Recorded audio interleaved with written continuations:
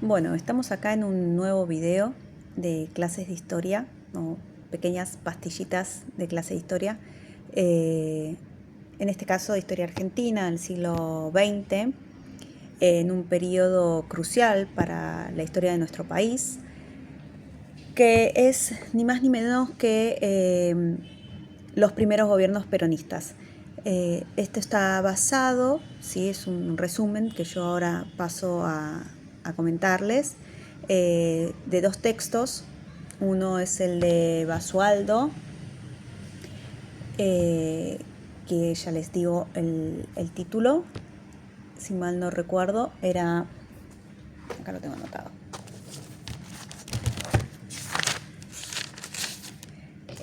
los primeros gobiernos peronistas y la consolidación de un país industrial. Y el otro texto es de José Villarroel, El Estado, las clases sociales y la política de ingresos en los gobiernos peronistas. Bien, yo ahora voy a pasar a comentarles un poco qué es lo que trabajan estos dos autores, cuáles son los ejes de su investigación. Y comentan un poco en sí cómo fue que la Argentina ingresó de alguna manera en la industrialización, o dio sus primeros pasos dentro de la industrialización.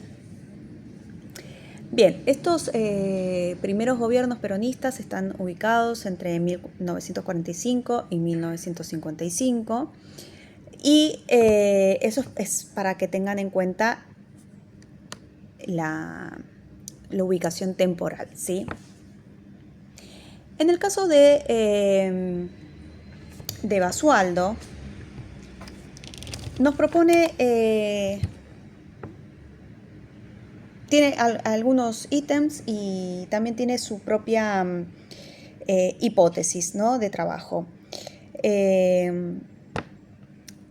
Antes quiero aclarar, ¿no?, que ambos textos buscan un poco hablar no solo de estos primeros gobiernos peronistas, sino también cómo la Argentina, de mano de las políticas de aquel entonces, se transformó de manera estructural. Se puso fin a la hegemonía de un modelo agroexportador. Se consolidó una industria, ¿sí?, una pequeña industria nacional, y bueno, y también cómo el peronismo significó para nuestro país un fenómeno político, de carácter político y social, ¿no? Bien, en el texto de Basualdo menciona, voy a pasar acá a rescatar algunos puntos interesantes, ¿sí? Menciona que en este momento de la Argentina se produce un proceso de industrialización acelerado, impulsado en parte por una balanza de pagos favorables. Esto quiere decir, en el país había un superávit, ¿sí?, ingresaba más dinero del que se gastaba, y esto provocó una inversión dentro del sector de la industria, pero dentro de lo que se conoce como una industria liviana o una industria blanca, no dentro de la industria pesada. Este es, como siempre va a ser acá, la piedra en el zapato, lo que le faltó en este caso al gobierno peronista como para finalmente ingresar como un país de industria pesada, sin depender de otros que ya estaban en esa instancia de industrialización. Bien, entonces, ¿qué pasaba con este superávit, ¿no?, que había?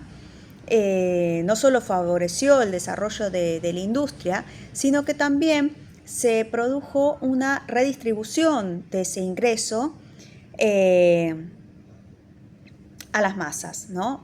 Fue una mayor, o sea, por ejemplo, los salarios de los trabajadores se vieron afectados de manera favorable, recibieron un aumento salarial. Esto trajo aparejado una prosperidad dentro de la clase trabajadora y generando el consumo de masas.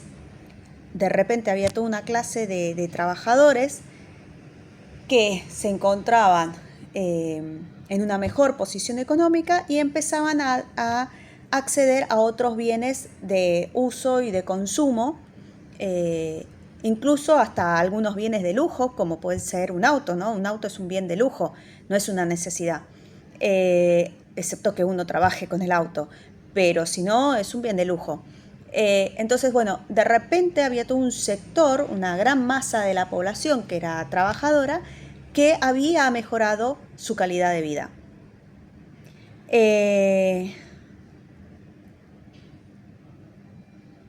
Bien, entonces acá lo que se cuestiona tal vez el autor, ¿no? Que tal vez esa rentabilidad, esos años de mayor rentabilidad con los que gozó en principio el peronismo, también pudo haber afectado el hecho de que la Argentina ingresara como un país de mayor industrializado, o sea, como que ingresara a la industria pesada,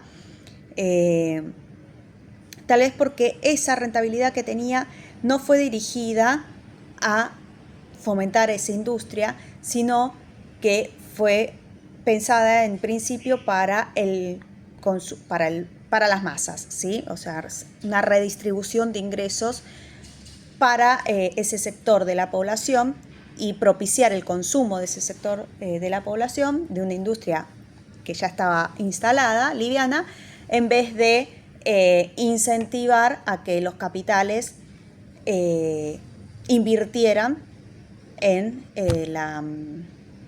la industria pesada. En el caso de Villarroel, ¿sí? Que es el otro autor,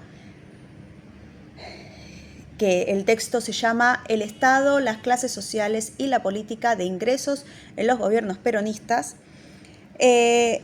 destaca algunos puntos. Bien, en cuanto a la política de ingresos, ¿sí? El Estado intervino, hay una mayor intervención del Estado en este periodo de la historia, intervino en los salarios, en convenios de los trabajadores para favorecer las leyes laborales. Acá tenemos la Constitución del 49, ¿sí? Y en aquellas cuestiones que tienen que ver con la seguridad social. Entonces, esta redistribución estuvo enfocada a favor de los trabajadores. Bueno, el sector, ¿no? De los trabajadores, el proletariado, se vio favorecido y también se lo condujo a una mayor organización. Acá tenemos a la CGT y a la ley de asociaciones. Y en este periodo también se produjeron algunas tensiones entre la burguesía industrial y los sectores agroexportadores. Recordemos que los sectores agroexportadores son aquellas familias, ¿sí? Porque son muy pocas las familias que se dedican a la agricultura y a la ganadería, a la exportación, ¿no? Entonces, bueno, se produjo ahí como una tensión entre aquellos que en algún momento en el periodo anterior de la historia argentina tenían la sartén por el mango, como así se suele decir, y esta nueva burguesía industrial, ¿sí? Favorecida en este caso por un nuevo gobierno. O sea, favorecida la actividad económica, ¿sí? O sea, el país, el Estado, ¿no? Y en este caso los gobiernos peronistas decidieron que fomentar más la industria que el antiguo modelo económico que hacía referencia al modelo agroexportador. Después, ¿qué más?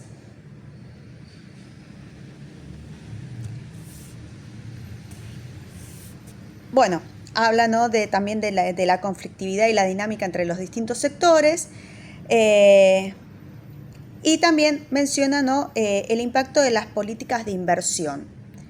Tal vez acá lo que también hace hincapié en la falta de incentivos o de desincentivos para el capital privado para invertir o no invertir en determinadas cuestiones. Entonces, acá la mayor tensión que nos plantean estos autores para este periodo dentro de la historia era que el peronismo en definitiva se debatía entre o redistribuir o invertir, ¿sí? O sea, esa balanza, como ese superávit de la que hablábamos, esa balanza comercial favorable, bueno, se encontró en esta disyuntiva, ¿sí?